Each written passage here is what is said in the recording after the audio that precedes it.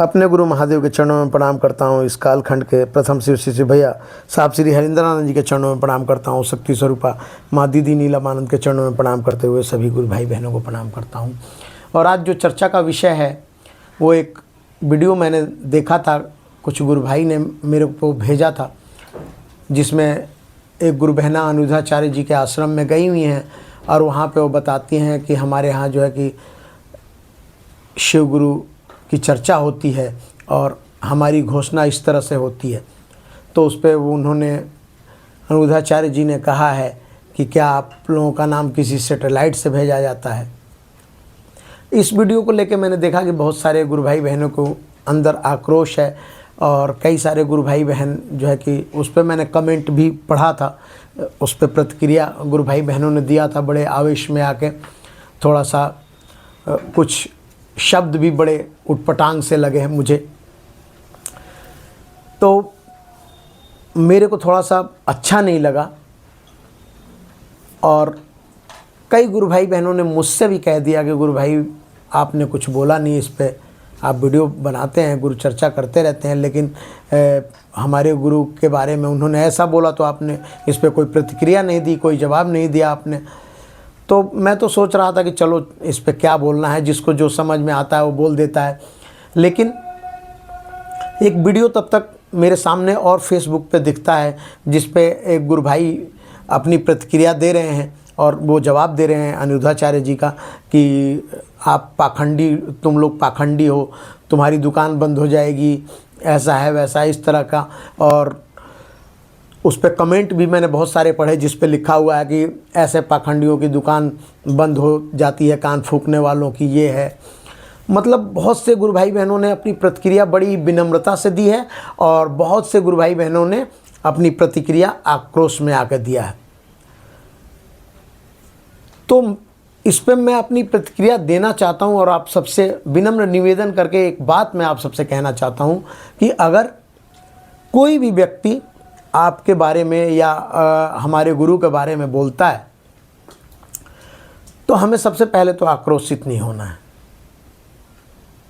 हम उस गुरु के शिष्य हैं जो जगत का गुरु है, और जो वंचित हैं वो समय आने दीजिए, वो चिल्ला चिल्ला के कहेंगे कि नहीं वास्तव में शिव गुरु है। जब पूरा वेद इस बात को प्रमाण करता है, शास्त्र प्रमाण करता है, तो वो व्यक्ति इस बात को कभी भी काटेंगे नहीं। समझने में देर लग सकती है, हम बहुत से गुरु भाई बहनों को समझाते हैं लेकिन वो मानते नहीं हैं। लेकिन समय आता है तो फिर वो लोग कहते हैं कि हमारे नाम की घोषणा कर दीजिए।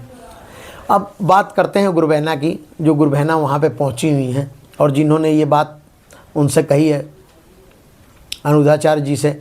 तो मैं ऐसे गुरु भाई बहनों से हाथ जोड़ के सबसे पहले निवेदन ये करूँगा कि आप किसी भी धार्मिक स्थान पे जाइए या किसी भी सत्संग में जाइए, चर्चा को छोड़ के आप अदरवाइज किसी भी सत्संग में जाते हैं या किसी भी मंदिर में जाते हैं तो अपने गुरु का उपहास मत उड़ाइए। आपके यहाँ क्या होता है और आप क्या करती हैं वो मत बताइए। आप सिर्फ ये बताइए कि मैं शिव की शिष्या हूँ या शिव का शिष्य हूँ। 3 नियम है, दया की याचना करना है कि हे महादेव आप मेरे गुरु हैं, मैं आपका शिष्य हूँ या शिष्या हूँ, मुझ पर दया कीजिए। और जनमानस को खुले मन से कहिए, सीना ठोक के कहिए कि शिव मेरा गुरु है, मैं शिव का शिष्य हूँ या शिष्या हूँ, और नमः शिवाय के माध्यम से 108 बार प्रणाम निवेदित करती हूँ या करता हूँ। ये 3 नियम बताइए। वो अगला मानता है कि नहीं मानता है ये उसके ऊपर निर्धारित करता है। हमारा काम है बताना, हमारा काम है उनके अंदर ये बात पहुंचा देनी कि ताकि वो अपने मन में सोचें, विचार करें, उनका विचार बन जाएगा तो अपने आप को गुरु रूप में शिव को स्वीकार कर लेंगे।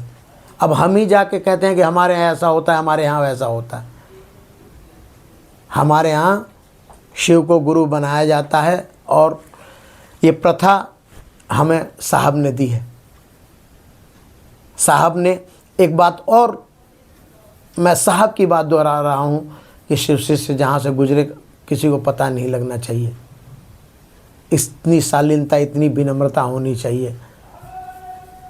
और हमारे अंदर विनम्रता बढ़ने के बजाय आक्रोश बढ़ता जा रहा है।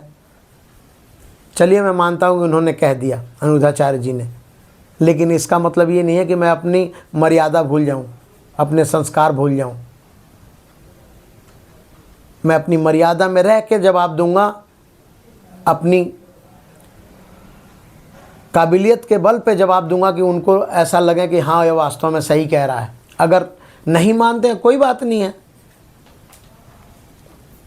अगर एक पेज है, सपोज कीजिए एक पेज है, ये पेंसिल,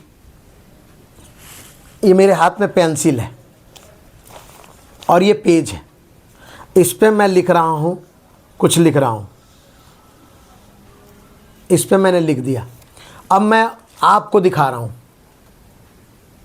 आप क्या कहेंगे? आप यही कहेंगे कि इस पे 9 लिखा हुआ है, और मैं कहूँगा कि इस पे 6 लिखा हुआ है। पेज वही है, लिखावट भी वही है, कुछ बदल नहीं रहा है। मैं समझाना चाहता हूँ, जो मैं समझ पाया हूँ वो आप सबको बताना चाहता हूँ। मैं ज्ञानी व्यक्ति तो नहीं हूँ, अगर मेरी बातों से किसी को भी ठेस पहुँचती है तो उसके लिए मैं कान पकड़ के क्षमा मांगता हूँ। लेकिन मैं समझाना चाहता हूँ इस बात को कि पेन भी वही है, लिखावट भी मेरी है। इस पे मैं कह रहा हूँ कि 6 लिखा हुआ है, और आपको दिखा रहा हूँ तो आप कहेंगे कि नहीं, इस पे 9 लिखा हुआ है। मैं कहूँ कि 6 लिखा हुआ है, आप कहेंगे कि 9 लिखा हुआ है। मैं कहूँ कि 6 लिखा हुआ है, आप कहेंगे कि 9 लिखा हुआ है। आमने सामने होंगे तो आप या तो आप आक्रोशित हो जाएंगे या फिर मैं आक्रोशित हो जाऊंगा। आप भी अपनी नज़र से देख रहे हैं तो आप भी सही बोल रहे हैं, मैं अपनी नज़र से देख रहा हूं तो मैं भी सही बोल रहा हूं। लेकिन जब लिखा है मैंने तो मुझे पता है, अगर शिष्य हूं मैं तो मुझको पता है कि मेरा गुरु कैसा है और मेरी घोषणा कैसे होती है। सैटेलाइट से मैं पहुंचता हूं या कैसे पहुंचता हूं, ये मेरा भाव है। इस भाव को दूसरा व्यक्ति इसको निर्धारित नहीं कर सकता है। इसमें क्या हो रहा है, सिर्फ जगह बदल रही है। मेरी जगह पे आप देखेंगे आके तो कहेंगे कि हाँ ठीक कह रहा है, 6 लिखा हुआ है। लेकिन आपकी जगह कुछ और है, मेरी जगह कुछ और है। आप अपनी जगह से देख रहे हैं तो आपको 9 दिखाई दे रहा है, 9 दिखाई दे रहा है।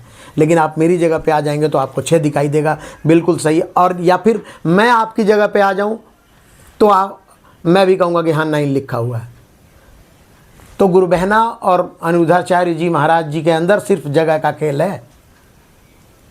या तो महाराज जी को उतर के आना पड़ेगा गुरु बहना के पास, तो समझ में आ जाएगा कि शिव जगत का गुरु है और कैसे नाम की घोषणा होती है। या फिर गुरु बहना पहुँच जाए अनिरुद्धाचार्य जी के पास, तब जाके गुरु बहना को भी समझ में आ जाएगा कि हाँ मैंने क्या पूछा है इनसे और मैं क्या जवाब दे रही हूँ। सिर्फ जगह का फ़र्क है, और जगह के ही फ़र्क के कारण गुरु बहना के दिमाग में ये बात आ गई है कि उन्होंने इस तरह का सवाल पूछ लिया है।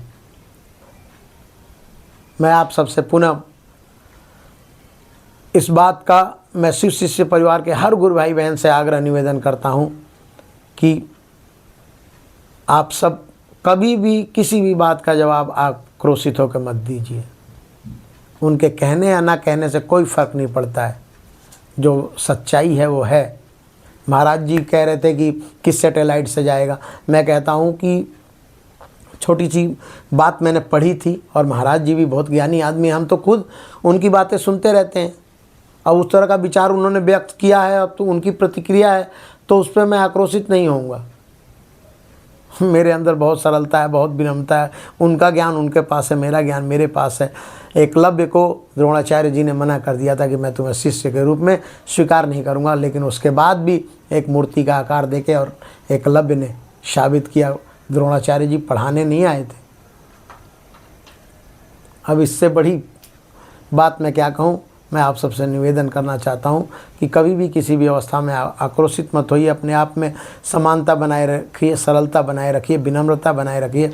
गुरु महादेव मेरा गुरु है, आपका भी गुरु है, जगत का गुरु है, वो सबको समझा देगा। इस बात पे कभी भी हमें आक्रोशित होकर कोई जवाब देने की ज़रूरत नहीं है। आप सबको पुनः प्रणाम करता हूँ।